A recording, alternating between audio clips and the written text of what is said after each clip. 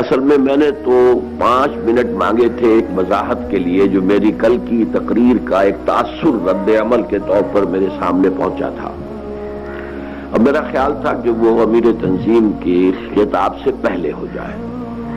یہ فیصلہ امیر تنظیم کا اس لیے کہ میں یہ سمجھتا ہوں کہ آخری بات امیر تنظیم ہی کی ہونی چاہیے. تو میں نے چاہا تھا خلجی صاحب سے کہ مجھے 5 منٹ لے دیں. انہوں نے کہا میں امیر تنظیم سے اجازت لوں گا. وہ اجازت میں مزید گڑبڑ یہ ہو گئی کہ وہ اجازت ایک بعد کی ہوئی نمبر 1، اور نمبر 2 یہ کہ دعا بھی پھر میں مانگوں. وہ جو وضاحت ہے اس وضاحت کے بیان کرنے سے پہلے میں ایک لطیفہ آپ کو سنا دوں. ہمارے ایک دوست تھے، فوت ہو گئے ہیں، میاں منظور الحق. بہت بڑے کاروباری آدمی تھے، ٹریجری تھی بہت بڑی ان کی. وہ ایک دفعہ گئے، یہ کافی پرانی بات ہے، وہ جو سیکریٹری انڈسٹری تھے، کوئی کام تھا ان سے، وہ بنگالی تھے. تو چپراسی بھی تھا. وہ چپراسی سے کوئی غلطی ہوئی تو وہ بنگالی سیکریٹری صاحب نے انہیں بہت سختی سے ڈانٹ دیا. اب اس کا بیچارے کا منہ اتر گیا اور وہ باہر چلا گیا. اس کے بعد گفتگو کر رہے تھے میاں صاحب سے، اچانک خیال آیا، روب جاستی پڑ گیا. یعنی جاستی آپ سمجھتے ہیں یہ بنگالی میں زیادہ کے لیے. اسے خیال آیا کہ میں نے جو زیادہ ڈانٹ دیا ہے تو روب جاستی پڑ گیا ہے اس پر. تو اس کو بلایا اور پھر یعنی اپنی خندہ پیشانی کے ساتھ اس سے کہا کہ بھئی یہ کام کر لو، تاکہ اسے اندازہ ہو جائے کہ وہ غصے کی کیفیت ختم ہو گئی ہے. تو میں سمجھتا ہوں کہ میری تقریر سے بھی کل روب کچھ جاستی پڑ گیا ہے. تو اس حوالے سے میں وضاحت کرنا چاہتا ہوں کہ دیکھیے، ہم جب مطالبہ کریں گے تو ہم تو آپ کو آخری اونچی منزل دکھائیں گے. نصب العین کیا ہے، کہاں پہنچنا ہے. اب یہ کہ کون کہاں تک پہنچ سکے گا، یہ انفرادی محنت پر ہے، انفرادی مشقت پر ہے، مزید بنا شاکلہ پر بھی ہے. شاکلہ جو ہے انسان کا، وہ جن والدین سے جینز لے کر دنیا میں آیا ہے، وہ جس ماحول میں پلا بڑھا ہے، اس سے ایک شاکلہ بن جاتا ہے. جیسے کہ ہمارے مصری لوگ کہتے ہیں پاٹن، کہ کسی لوہا ڈھالنا ہے کسی خاص شکل میں تو پہلے لکڑی کا اس کا سانچہ بنا دیا جاتا ہے تاکہ لوہے کو پگھلا کر اس میں ڈالا جائے، وہ پاٹن ہوتا ہے. تو ہر انسان کا ایک پیٹرن جو ہے، انگریزی میں اسے پیٹرن کہتے ہیں، وہ ان کے جو مستریوں کی زبان پاٹن ہے. تو وہ پاٹن بنا ہوتا ہے، اس سے آگے نہیں نکل سکتا آدمی.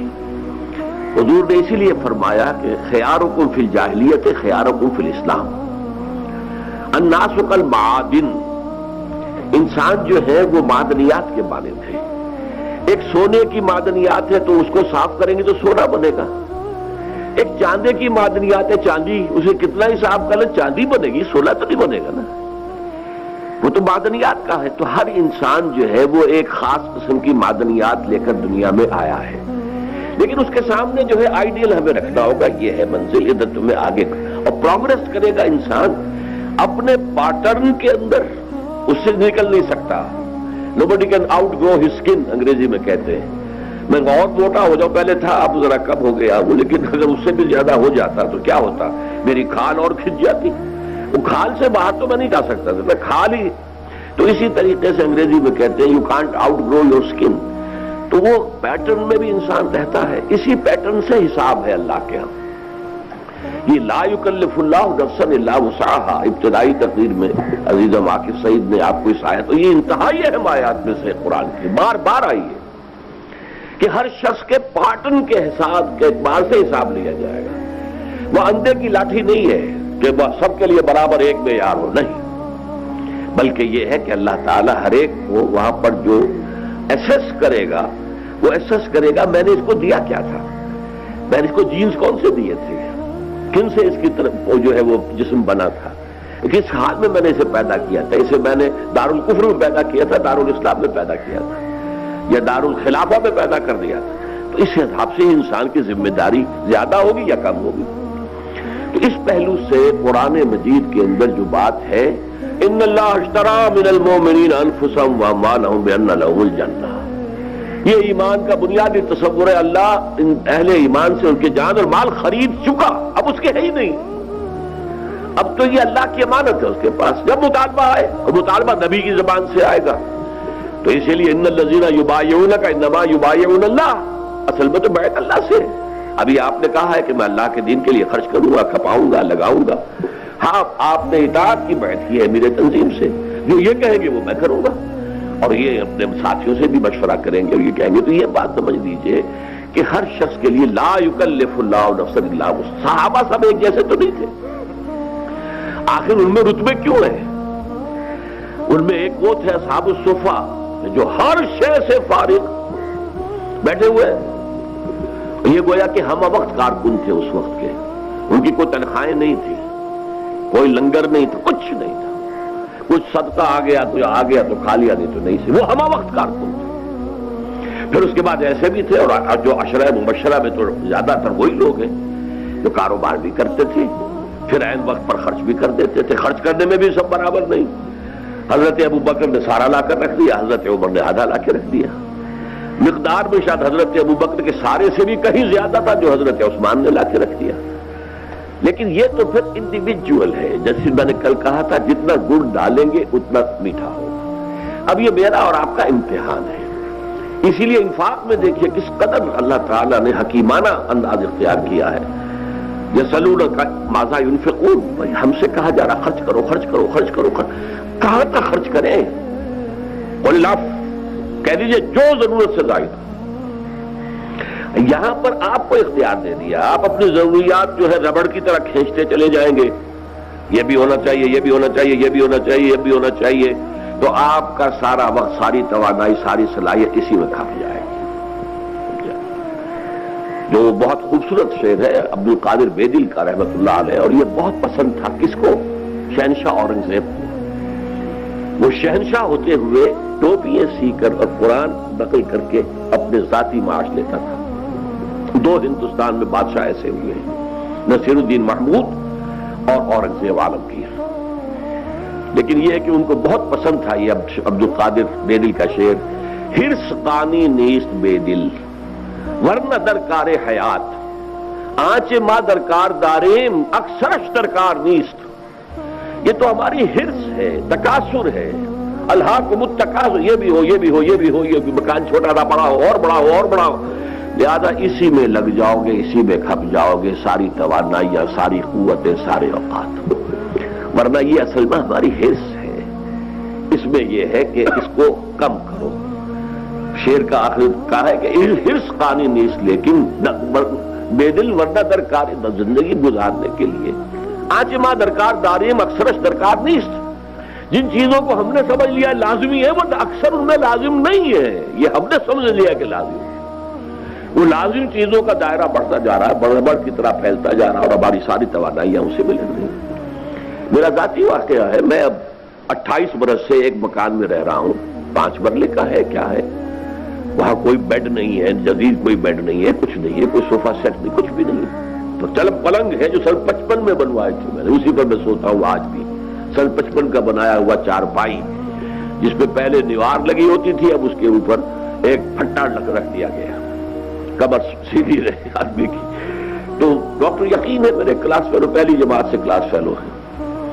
وہ ایک دن کہنے لگے کہ میں نے اپنی بیوی سے کہا تھا, اب ان کی اہلیہ بھی آتی ہے تو اب ان کے ہاں بڑا سا ڈرائنگ روم ہے, یہ ہے, ہمارے پاس کیا ہے, نیچے بس فرش بچھاؤ, آ کے بیٹھ جائے.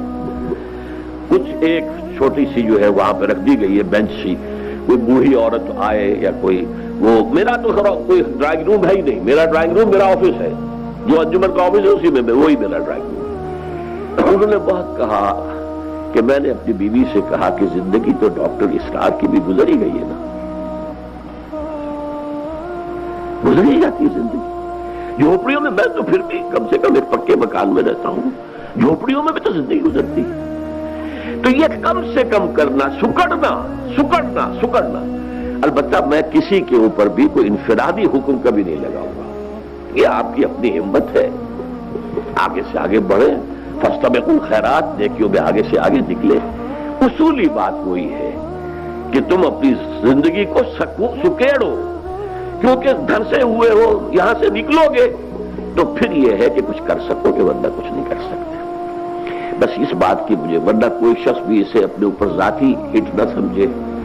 بہرحال ہر طرح کے ساتھی تھے، ایسے بھی تھے حضرت عمر، انہوں نے ایک اپنے صحابی ساتھی کے ساتھ طے کر لیا تھا، ایک دن دکان پر میں بیٹھوں گا، تم حضور کی صحبت میں گزار لینا، دوسرے دن تم بیٹھنا، میں جا کے حضور کی صحبت۔ اب ایک تو ہے اصحاب صفہ ہمہ وقت بیٹھے، انہوں نے آدھا آدھا کر لیا۔ کچھ لوگ کاروبار کرتے تھے، پیسے جمع بھی کرتے تھے، حضرت عثمان کے پاس اگر نہ جمع ہوتا تو اتنا کچھ کیسے لا کے دے دیتے، لیکن نیت یہ تھی کہ جب وقت آئے گا سب حاضر کر دیں۔ تو یہ مختلف مزاج ہے، مختلف طبائع ہیں، میں نے مختلف طریقوں پر اس کو پہلے بھی بیان کیا ہے۔ ہندی فلسفے کے اندر، ہندو فلسفے میں اللہ تک رسائی کے 3 طریقے بتائے گئے ہیں۔ ایک ہے جنان مارگ، معرفت کے ذریعے سے اللہ تک پہنچنا، یہ عقلاء، فلاسفہ، حکماء، ان کا راستہ۔ ایک بھکتی کے راستے سے اللہ کے راستے پر، نیکیاں، ذکر، مراقبے، تپسیائیں، یہ بھکتی ہے۔ اور ایک ہے کرما مارگ، وہ کیا ہے؟ آدمی کوئی فعال ہے، کاروبار کر سکتا ہے، کرے کاروبار، لیکن اس سے اپنی اٹیچمنٹ ختم کر دے۔